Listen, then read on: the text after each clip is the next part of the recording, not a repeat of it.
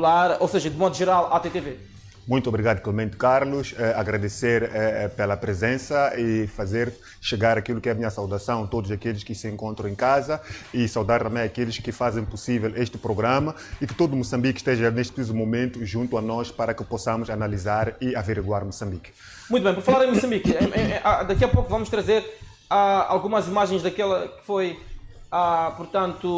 daquele que foi o lançamento do Diálogo Nacional Inclusivo com a presença de Daniel Chapo e também Venâncio Munhane, que são as duas figuras de destaque, neste diálogo em questão, mas dizer que também que há lá vários líderes da oposição, Lutero Simango do MDM, Salomão Muchanga, da Nova Democracia, contamos com o Sofo Mumadi da Renamo, tem ainda, líderes de outras organizações, não necessariamente políticas, mas que da sociedade civil, que também fazem parte deste elenco, fazem parte deste diálogo, fazem parte desta discussão que visa restaurar a paz outrora existente entre os moçambicanos. Na sua ótica, como é que vê? De recordar que Venâncio Munhane submeteu um ofício, portanto, para a revisão da Lei do Conselho de Estado. Ofício este que foi respondido numa plenária, foi respondido numa espécie de um discurso aberto e não por escrito, tal como emana a lei. Daí que está a haver esta troca de farpas da parte de Daniel Chapo, assim como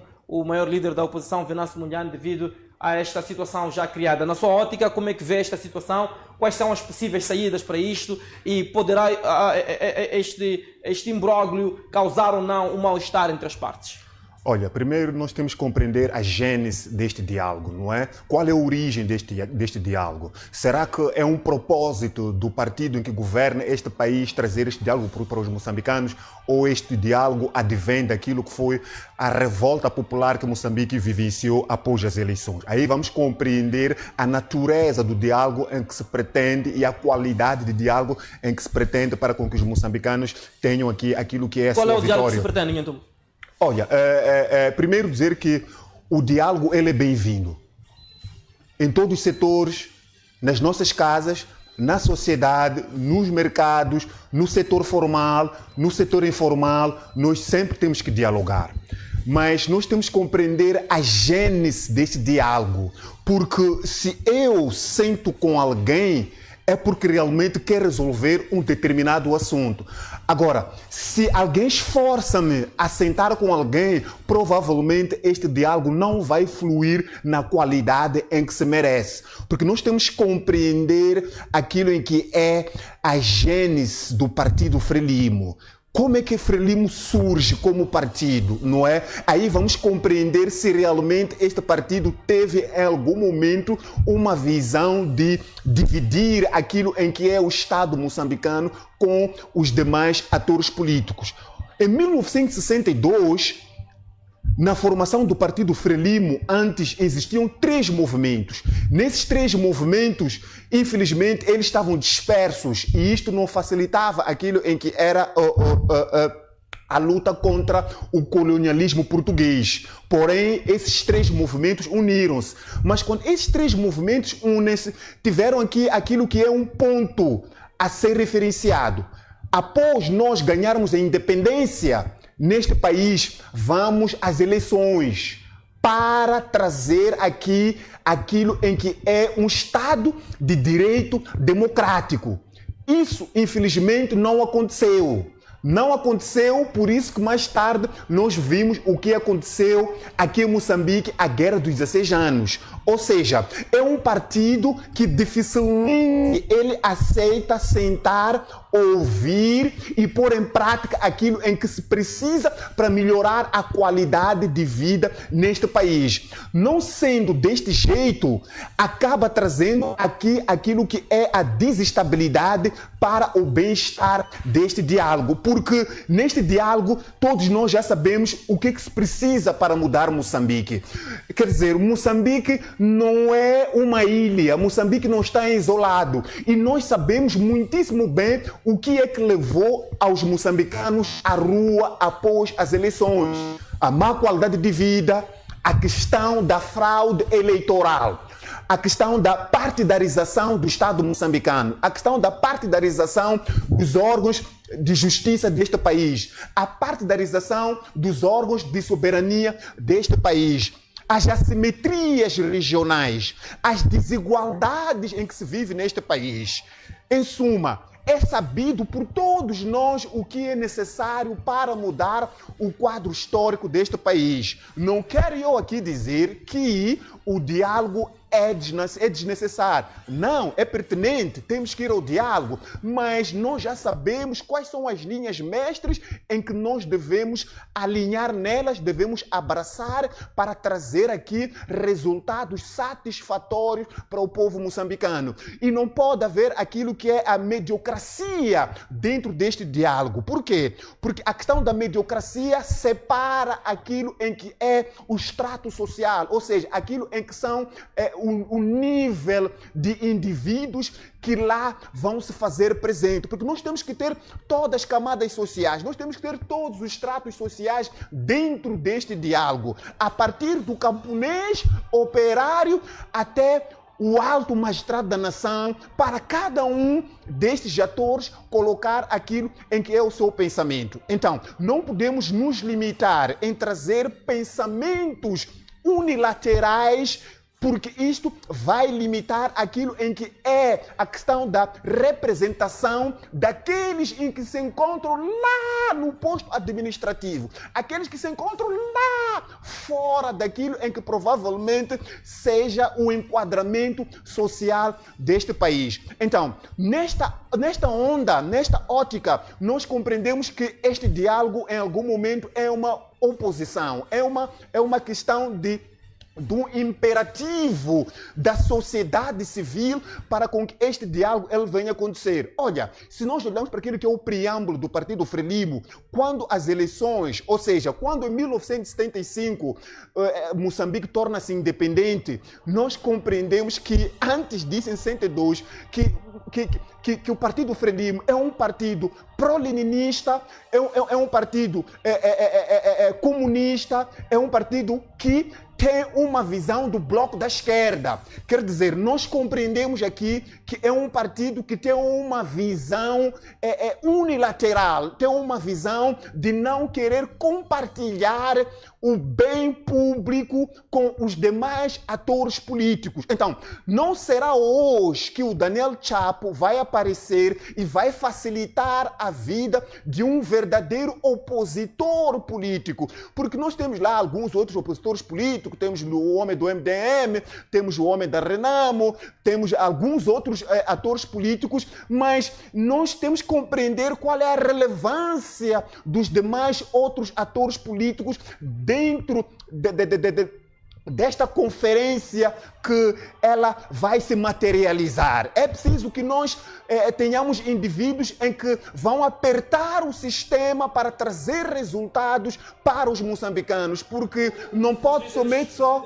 Agora não tem a capacidade, a pujança suficiente para fazer esta pressão que se pretende? Olha, eles são os signatários de 5 de março, são homens em que tiveram aquilo que é o seu protagonismo, mas nós temos que compreender aqui uma coisa, antes Clemente Carlos. Na altura, quem deveria participar são os indivíduos que tiveram maior número de votos. Certo. Neste caso, o Venâncio Mondlane, de acordo com o Conselho Constitucional, foi o número 2. Então, automaticamente, dava-lhe aquilo que é o caminho livre para chegar até lá. Mas depois mudou-se de filosofia, colocou-se o segundo partido mais votado. Então, aí já vai o presidente do segundo partido mais votado. Neste caso, que é o Forquilha. Já não se torna o Venâncio Mondlane. O Venâncio Mondlane, ele aparece como membro de Conselho de Estado. Temos que compreender bem aquilo que é a posição do Venâncio Mondlane dentro desta conferência. Então, isto, em algum momento, tira-nos aquilo que é a visão da estabilidade em que se pretende para este país. O assunto da conferência, o assunto de unir Moçambique não pode ser do ponto de vista formal, tem que ser do ponto de vista material. Enquanto nós vemos o país a ser dilacerado, o país a passar por situações calamitosas, nós não temos como unir, trazer beleza, trazer aqui homens de ternos. A gente vê fogo-by-fogo, homens que ocupam cargos de grande relevo aqui neste país. Se os verdadeiros beneficiários desta reunião não tiverem aquilo que é um impacto direto nas suas vidas, infelizmente, isto vai ser somente um teatro. Porque nós temos que compreender aqui uma coisa, Clemente Carlos. Quem realmente está a precisar do benefício, do bem-estar do povo moçambicano são as camadas mais desfavorecidas neste país.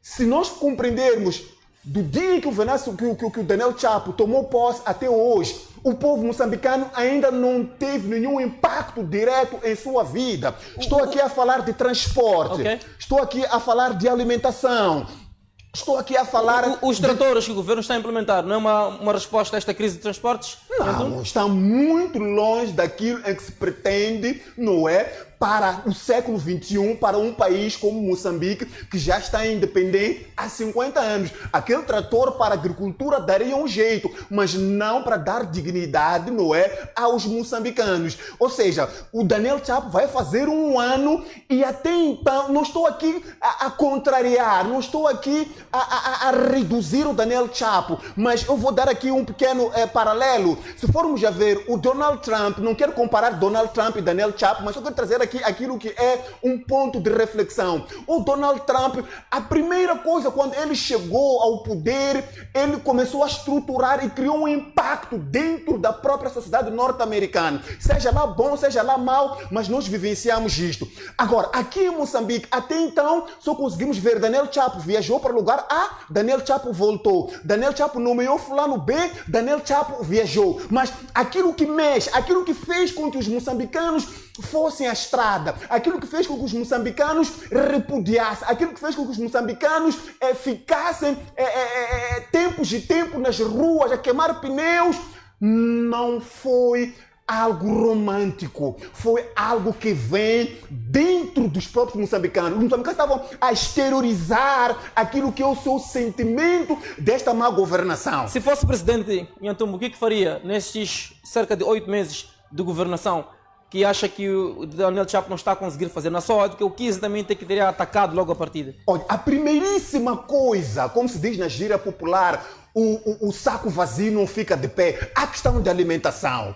Quando tu tens uma alimentação, tu evitas o hospital. Quando tu tens uma alimentação, a escola torna-se um lugar saudável para ir. Quando tu tens uma alimentação, tu evitas mexer a coisa da outra pessoa. Ou seja, a alimentação é determinante para qualquer sociedade em qualquer parte do mundo. E, consequentemente, a alimentação mexe com a saúde, a alimentação mexe com a educação e, gradualmente, o país vai crescer. Nós estamos aqui a exigir muito, mas estamos a falar de 8 meses de governação. Até então, o povo moçambicano ainda não sentiu aquilo que é a posição de Daniel Chapo. Mas também temos que compreender, neste novo governo, ele não trocou as peças, só deslocou as peças. Os governantes continuam os mesmos. Ontem houve o Conselho Coordenador, por exemplo, do Ministério dos Transportes e Logística. Na agenda deste Conselho Coordenador não aparecia a temática dos tratores, não aparecia a temática das linhas aéreas de Moçambique. Então, estamos aqui a tratar de que assunto no Conselho Coordenador, onde não aparece na agenda, na temática, a questão da tratorização de Moçambique e a questão da LAM. Qual é o assunto que está-se a tratar que não impacta diretamente aos moçambicanos? Estiveram lá vários quadros, como o antigo ministro, o Mesquita, o Paulo Zucula e os demais outros homens do saber do Ministério do Transporte e Logística, e em contrapartida aquilo que está a mexer com a estrutura dorsal dos moçambicanos não está sendo tocado. Então, nós compreendemos aqui que esta governação ainda está muito longe daquilo em que se pretende para os moçambicanos. Daqui a nada fecha um ano, vem ali a seguir mais um ano e o tempo lá se vai e os resultados não estão a ser levados a cabo. Vamos acompanhar só este vídeo, então voltamos já, portanto, depois de passarmos este trecho deste vídeo, que é uma espécie de um resumo deste grande encontro que dá então o lançamento deste diálogo nacional inclusivo, com as ilustres presenças do Presidente da República, também de Venâncio Mondlane, na qualidade de Presidente da República e também do segundo